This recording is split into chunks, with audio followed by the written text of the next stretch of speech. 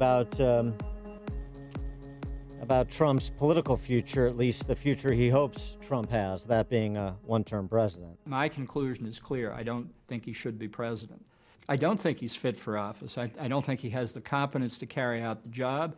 I don't think he's a conservative Republican. I'm not going to vote for him in November. Certainly not going to vote for Joe Biden either. I'm going to figure out a conservative Republican to write in. How do you think history will remember Donald Trump? I hope it will remember him as a one-term president who didn't plunge the country irretrievably into a downward spiral we can't recall from. We can get over one term. 2 terms I'm more troubled about. Senator Tim Scott from South Carolina was on this week with Jonathan Karl, and he wasn't exactly buying the Bolton line. Well, I do wish that Mr. Bolton would have come into the House under oath and testified. One of the things about making allegations in a book, $29.95, certainly is going to be a bestseller, I'm sure. The problem is that when you're selling it in a book, you're not putting yourself in a position to be cross-examined. So for $29.95, he can monetize his national security clearance, but under oath, he would have had an opportunity to answer questions and not just make assertions. It would have been good for him to come to the House, answer the questions under oath, and be cross-examined so that we would have more information about fact patterns that he suggests are true. So far, it looks like he's monetized it more than he has actually provided a fact pattern. And I was surprised that a judge ruled on Saturday that the book can be released. But in the interview that I watched last night with, what's her name, Martha Raddatz, yes, didn't learn anything new, didn't care. This is just salacious soap opera stuff, you know? It's catty, and I think he's just doing it for selfish reasons. Well, Attorney General Barr, in his interview with Maria Bartiromo on Fox Business, he weighed in on the matter of John Bolton and said that there's still civil action that's possible. I don't think it's too late, because what we're asking is for him to complete the process before the book is published, complete the process of taking out classified material. And in our view, there remains very highly classified material in the book still. And we would like him to address that. And so under the law, we are bringing a civil action to enforce his agreement that he would do that before publishing. The remedy, if he doesn't complete it, is that he forfeits any money from that book to the government. For more on this, we're pleased to be joined by Julie Kelly, senior contributor for American Greatness, amgreatness.com, and author of the new book, Disloyal Opposition, How the Never Trump Right Tried and Failed to Take Down the President. Well, they're not done trying, are they? Julie Kelly, thanks for joining us. Appreciate it. They are not done trying, and thank you for mentioning my book. And I want to let you know I acknowledge both of you in the acknowledgement page of the book for always having me on and supporting my work and supporting American greatness. So thank you. Finally, somebody acknowledges me. Finally, it's just taken all you this have made time. Dan's day. Now Thank you so much. Thank you, Julie. Well, so with respect to Bolton, you know, I mean, he is a bit of a curious case because he's certainly not an establishment guy. He is a conservative guy, even though he's perhaps more neoconish than a lot of paleocons would like when it comes to military intervention. And so, what's your read on his real visceral antipathy toward the president?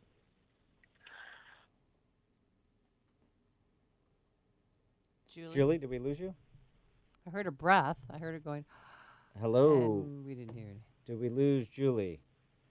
All right. Well, another cell phone, probably like a Huawei phone or something. All right. Well, let's take a break. We'll try to get Julie Kelly back. If you're talking about it, Dan and Amy are talking about it. It's Chicago's Morning Answer on AM 560. The Answer.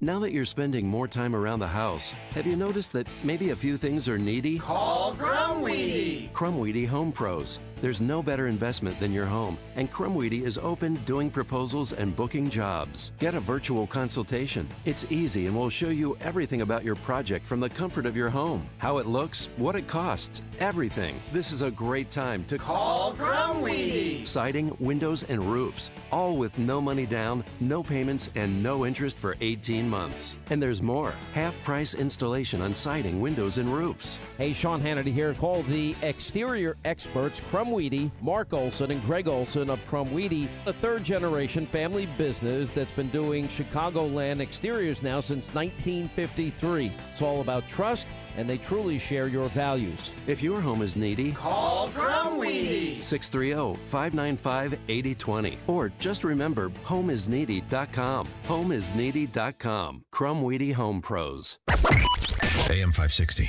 Answer. Dan and Amy, all right, let's try again. Julie Kelly, senior contributor at amgreatness.com. Are you with us? I am here. All right. So we left off when we had a bit of a technical issue on the matter of John Bolton, not an establishment guy, he's perhaps more neoconish than a lot of paleocons would like with respect to military intervention, but he certainly isn't technically seen as part of the swamps. It's sort of like an outsider conservative who drew the opprobrium of the establishment for most of his career. So why do you sense he has such antipathy for the president?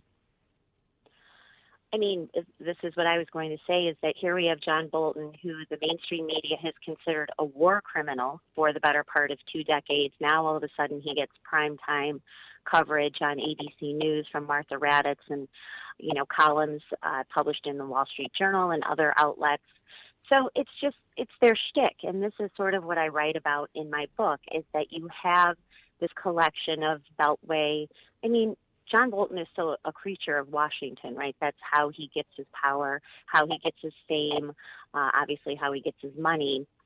And so their shtick is to portray themselves as conservatives and Republicans who are opposed to Donald Trump, giving the impression that there's a large swath of Republicans who also oppose the president, which we know is not true. So it's interesting to see, and for what it's worth, I would have preferred to see John Bolton testify before the impeachment trial.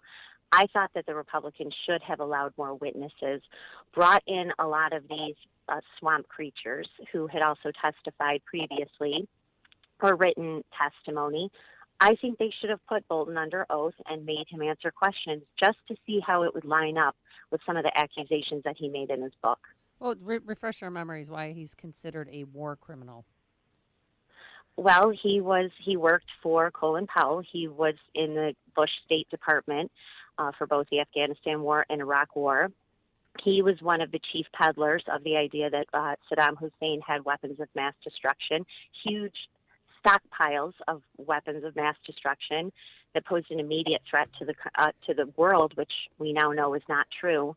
So he's been on the top of the left hit list for years. Everybody's a war criminal. You're a war criminal if you advocate intervention. You're a war criminal if you advocate returning troops home, as President Trump did, whether it's in Syria or Afghanistan. I mean, the left, the left's characterization of John Bolton, exactly. I understand the left's hypocrisy on this, but Bolton himself is, it's a little bit more enigmatic, and to me, it sounds very personal. And look, there's an issue that Trump has that I don't think has served him very well, which is, and John Carl went through this with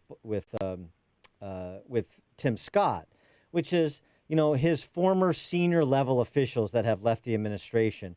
Every time they leave, particularly if they have anything negative to say about Trump, rather than rising above it and say, I appreciate General Kelly's service, but it was time for us to go another direction and just end it, he takes the shot. You're a wacko, you're a this, you're a that. And it actually makes the president look bad. Number one, it extends these public spats, which is unhelpful. Number two, well, if these people are wackos and these people are left-wing, wolves in sheep clothing and all this stuff, then what does it say about your judgment that you retain them for such high positions in the first place? It's just the whole approach he takes to disagreement with senior level officials, particularly as they're on their way out the door, whether voluntarily or otherwise, I just think is unhelpful. This is another case of it. I totally agree. And his staffing decisions are towards the top of the list of things that the president has done wrong. His bringing in John Bolton unleashed a lot of criticism on people on our side. And I was at a conference a year or so ago and listened to John Bolton talk about immigration policy. He was completely on the other side of Donald Trump. And you sit there and think, well, why did you bring him in? And you're right, the name calling afterwards, Donald Trump should do what Barack Obama did.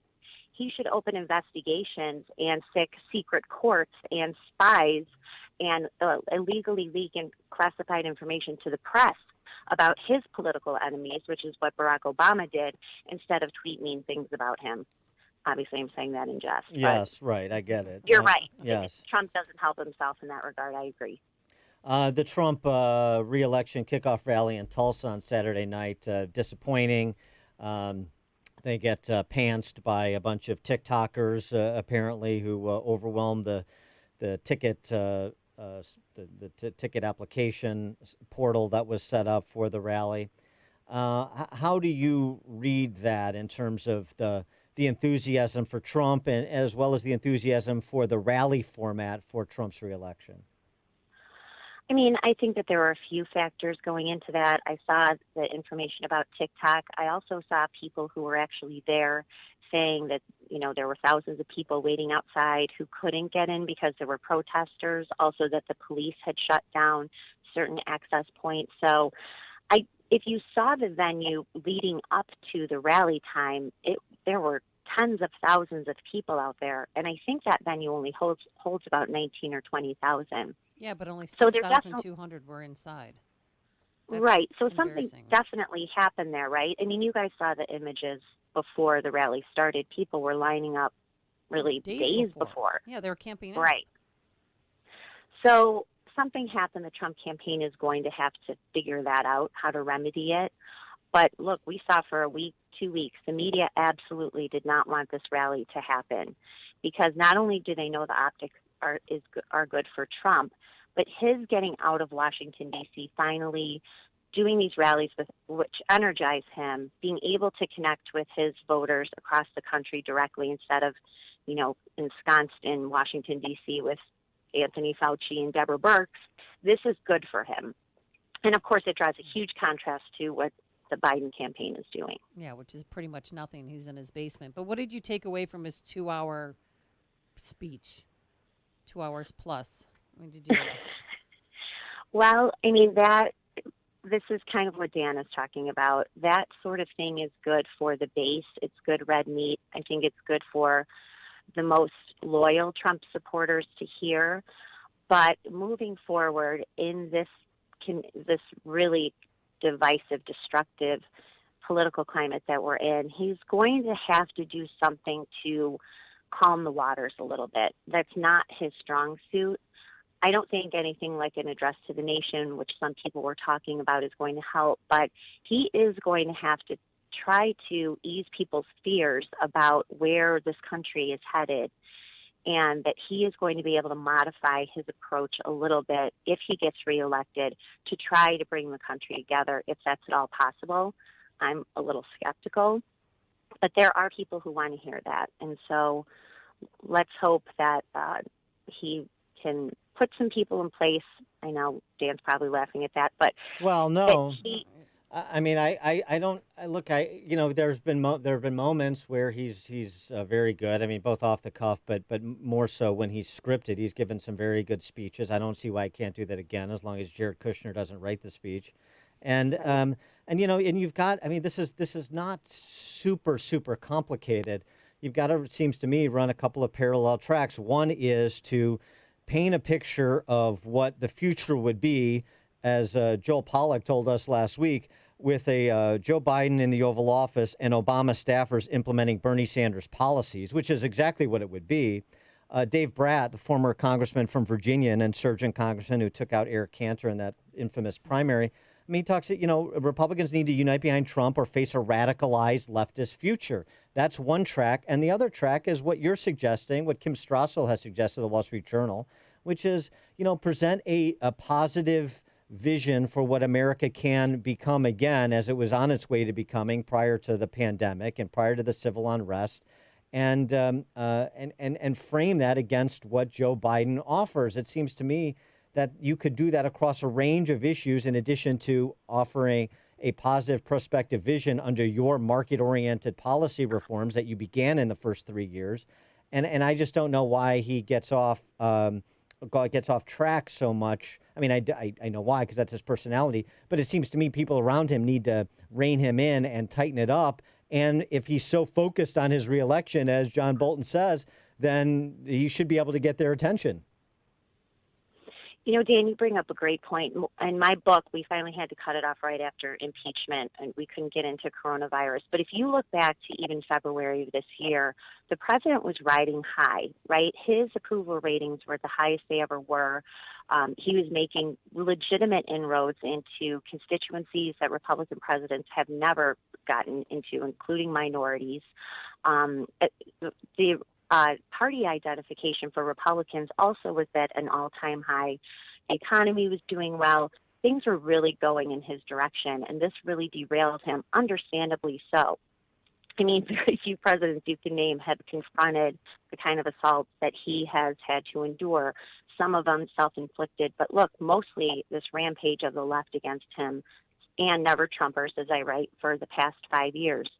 So if he can kind of get back to how he was managing the country even earlier this year, you have to get past what's happened. But yes, you have to tell the country what this country looks like with what Lee Smith calls an Obama avatar in the White House, who would be Joe Biden, and the Democrats, AOC, Bernie Sanders, and everyone else running policy with potentially a Democratic Senate, which is a very legitimate a possibility. And so, yes, he and his people need to do that. But I do want to point one quick thing out. Donald Trump has no backing by Republicans in Washington except for a handful in the House. This Senate, this GOP Senate is a disgrace. It is an utter failure in leadership and in action. And I've written about this extensively. He can say things that he wants done. He has a Senate controlled by Republicans who absolutely are not on the same page with him at all. So that is another thing that hamstrings him. And that's going to be a problem past Trump. How we reform this party, get rid of the weak cowards who continue to capitulate to the left, and build this party around a little bit of the spirit of Trump, most of his policy agenda, but enabling us to fight the left in a way that we're not now prepared to do so. Well, should he be making overtures then to some of the more independent-minded conservative members of the Senate? I mean, Tim Scott has been pretty solid in even in terms of taking on tough defenses of the Trump, and I would go to Mike Lee and Ted Cruz as well. I mean, it seems like maybe to take the allies that you have and accentuate them. Well, I think that that's a short list, and honestly, I wouldn't even put Mike Lee on that list. I mean, Mike Lee has tried to thwart Trump a number of times. He's against really any regulation of big tech. There's a lot of concern about how he protects them. But I'm saying, but look at even the list you gave. It's a very short list. Where are these Republican senators? You know, where have they been on these major scandals? How they've handled impeachment, how they've handled the attacks against him, how they backed Robert Mueller, how they knew from the start about this scandal, this Spygate, Russiagate. They knew from spring of 2017 that this had been a concocted investigation by Barack Obama's FBI. They gave protection to that. I mean, I have a long list of things that this Republican Senate has done wrong. Well, and why Donald Trump really feels like he has no backing in Washington. I don't disagree, but I mean, you know, there is a bit of a two-way street there, even though he's the president. And you have had allies. I mean, and by the way, you can have, you know, just philosophical differences on the issue of big tech and how it should be approached, the Josh Hawley version versus the Mike Lee position. I mean, that doesn't mean you're being disloyal. And you've got, I mean, I could think of others. Mike Braun in Indiana, Rand Paul in Kentucky on a number of issues, Ron Johnson in Wisconsin in a swing state on a number of issues too, including a reckoning for 2016. So it seems to me it may not be the same coalition on every issue, but it rarely is. But there's a number of senators on a number of issues where maybe it's time to start amplifying them a little bit so he presents as having a more unified front than you're otherwise describing. right. That's probably a good idea. And, you know, it might behoove him to, yes, pick up someone like a Senator Braun and put him front and center and make him in charge of certain policies or certain initiatives rather than his usual go-tos, which would be someone like the useless Lindsey Graham, people like that who he thinks he can rely on. But when you pay close attention, you know that he's all talk. And so I think that is that's something that if he wins re-election and for some miracle the Republicans keep the Senate, that's just yet another thing that he is going to have to work on if he really wants to do what I think most Republicans want, and they want a major restructuring of our power center in Washington, D.C. Yeah, no They question want about this that. bureaucracy. They want these people who are in control of both parties, who want to thwart everything that most Americans want. They want to get rid of those people, root and branch. And if he can't figure that out if he gets reelected and he has some control in the legislative branch, what is this all for? I don't know. She is Julie Kelly, senior contributor for American Greatness, author of the new book, Disloyal Opposition, How the Never Trump Right Tried and Failed to Take Down the President. Julie, thanks for joining us. Best of luck with the book. Thanks. Have a great week, you guys. You She too. joined us on our turnkey.pro answer line. Coming up on Chicago's Morning Answer, the police chief of Rockford, hero or villain, will explain. But now let's head into the newsroom.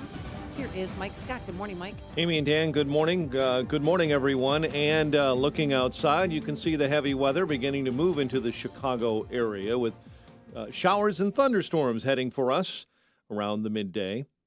73 right now, officially at